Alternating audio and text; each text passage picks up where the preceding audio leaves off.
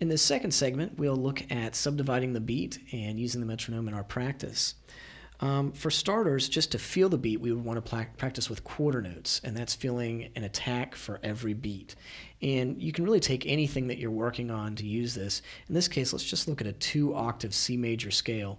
And if you need these frets, you can find them in the tab at the beginning of the video. But I'm just going to play up this C scale.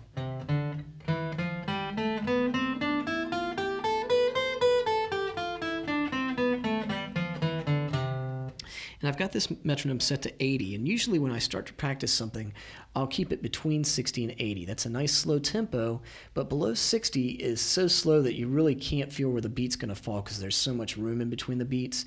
So anything above 60 and probably below 80 is a good place to start.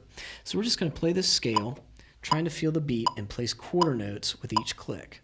So we want to listen to it for a little bit, feel where that groove is.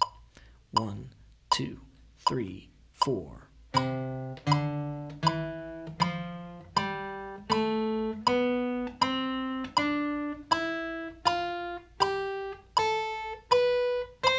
So you notice that each of those pitch attacks happen right with the metronome's beat. And I should also mention that even before you put something with a metronome, you really want to have the fingerings and the picking pattern sort of down under your hands. A lot of times people will try to get something rhythmically before they've even really got the notes down. So you do have to kind of study it and halfway memorize it and then start putting it with the beats. And once again, you want to start slow. So we're doing this with quarter notes. Once we're able to get it even, the next trick is to start bumping the tempo up. That's going to get something under your hands. It's also going to get you learning it at multiple speeds, which is important for getting used to locking into beats. So I just had this on 80, and usually you'll bump things up either 4 or 8 BPMs at a time. Any less than that, it's almost hard to discern that you sped it up. So I'm going to bump this up to 88, and we'll play the same thing at quarter notes. 2, 3, 4.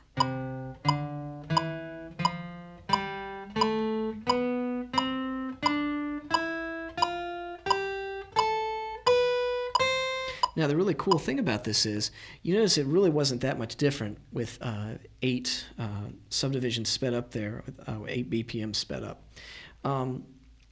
You can gradually speed up the metronome, and your hand really won't know the difference as you start doing it. And so you can really trick your hand into learning things, into speeding it up and getting it faster and faster. In our next segment, we'll look at our remaining subdivisions and how to practice those with a metronome.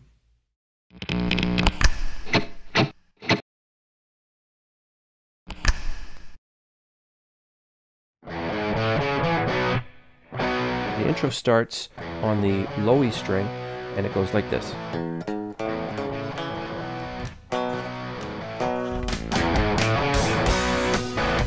So then it's the B, A, and see I keep this B string ringing on the G